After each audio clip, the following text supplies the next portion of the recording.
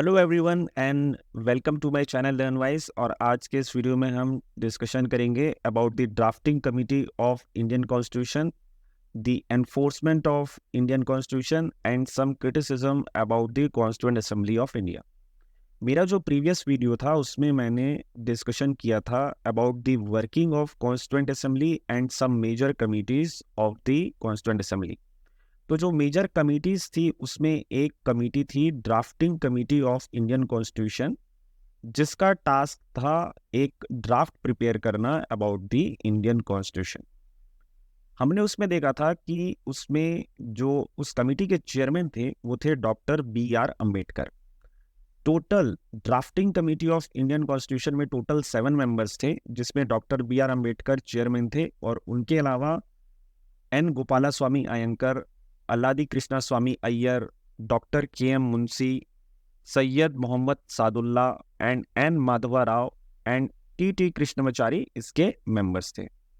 अब drafting committee of constituent assembly ने जो इंडियन कॉन्स्टिट्यूशन बनाया उसका एडॉप्शन जो है वो नवंबर 26, 1949 को हुआ, जिसमें एक प्रियम्बल था।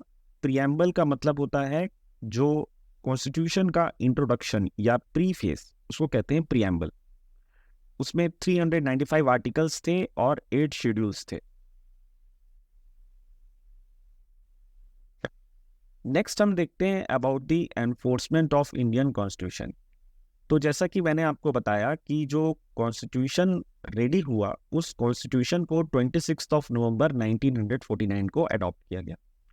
So on the same day, some important provisions of the Constitution came into enactment, and those provisions were related to citizenship, elections, and provisional parliament. तो ये जो important provisions थे about the citizenship, elections, and provisional parliament, ये उसी दिन जिस दिन Constitution adopt हुआ, that was on 26 November 1949, उसी दिन ही इनको adopt कर लिया गया। लेकिन जो मेजॉरिटी पार्ट था कॉन्स्टिट्यूशन का, जो मेजर पार्ट था, उसको जनवरी 26, 1950 को पूरे कंट्री में इनेक्ट किया गया। अब ये जो जनवरी 26 का जो डेट है, इसको क्यों सेलेक्ट किया गया, इसके पीछे एक हिस्टोरिकल रीजन है।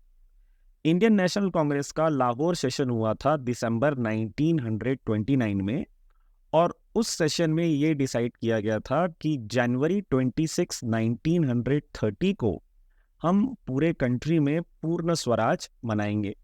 तो जनवरी 26, 1930 को इंडियन नेशनल कांग्रेस ने डिसाइड किया था कि कंट्री में पूर्ण स्वराज डे मनाया जाएगा।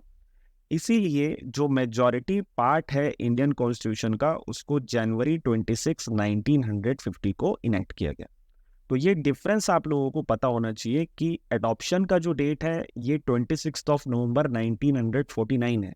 इसीलिए हम हर साल हमारे कंट्री इंडिया में 26 नवंबर 1949 को कॉन्स्टिट्यूशन डे मनाते हैं, और जनवरी 26, 1950 को रिपब्लिक डे मनाते हैं, क्योंकि पूरा जो कॉन्स्टिट्यूशन है वो जनवरी 26, 1950 को इनेक्ट हुआ था।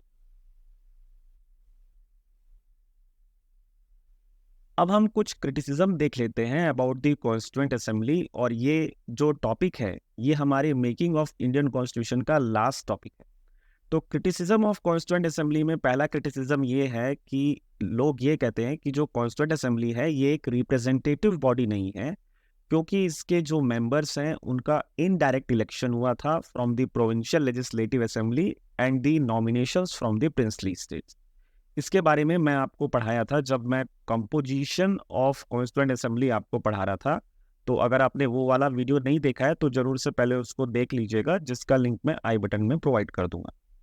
तो पहला क्रिटिसिज्म ये है कि जो कॉन्स्टिट्यूएंट असेंबली है ये एक रिप्रेजेंटेटिव बॉडी नहीं है।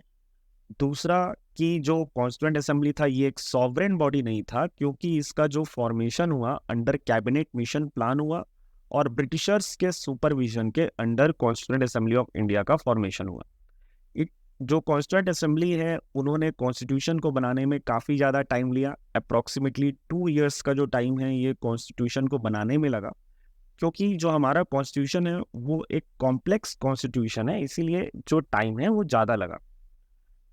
चौथा इसमें पॉइंट है कि जो हमारा कॉन्स्टिट्यूएंट असेंबली था, इसमें जो मेजॉरिटी मेंबर्स थे ये कांग्रेस पार्टी की थे, ऑब्वियसली क्योंकि कांग्रेस पार्टी सबसे बड़ी पार्टी थी उस समय की, इसलिए जो मेजॉरिटी मेंबर्स थे ये कॉन्स्टिट्यूएंट असेंबली के थे। लॉयर पॉलिटिशियन डोमिनेशन, पांचवा पॉइंट।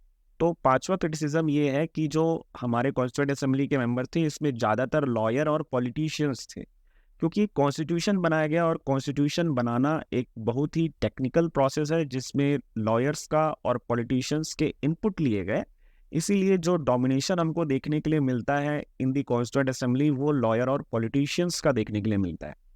छठवां इसमें क्रिटिसिज्म ये था कि जो हमारा कॉन्स्टिट्यूएंट असेंबली है it was dominated by Hindus. इसका रीज़न ये है कि जो मुस्लिम लीग जो थी, जो रिप्रेजेंटेशन कर रही थी of the majority Muslim members of the country, उन्होंने तो ये डिमांड किया कि हमको एक सेपरेट कंट्री चाहिए पाकिस्तान, और उनके लिए एक सेपरेट कॉन्स्टिट्यूएंट असेंबली बनाया गया for the dominion of Pakistan. तो इसीलिए जो मेजॉरिटी मेंबर्स थे कॉन्स्टिट्यूएंट असेंबली के वो हिंदू रिलीजन से बिलोंग करते थे, और ऐसा नहीं है, उसमें सिख भी और दूसरे और माइनॉरिटी रिलीजन के मेंबर भी कॉन्स्टिट्यूएंट असेंबली में थे। तो ये कुछ क्रिटिसिज्म है, 6 क्रिटिसिज्म जो इम्पोर्टेंट है। और इस वीडियो के लिए इतना ही था जहां हमने डिस्कशन किया about the enactment of the Indian constitution, about the drafting committee and some criticism regarding the constituent assembly of India. तो अगर आपको ये वीडियो अच्छा लगा हो, पसंद आया हो, तो ज़रूर इस वीडियो को लाइक करिए। और मैं एक पूरा फ्री कोर्स लेके आ रहा हूँ ऑन इंडियन पॉलिटी, तो अगर आप मुझसे पढ़ना चाहते हैं तो चैनल को सब्सक्राइब करके रखिए ताकि जब भी मैं कोई नया वीडियो अपलोड करूँ तो आपको नोटिफिकेशन मिल जाए। And thank you very much for watching this video. Have an awesome day.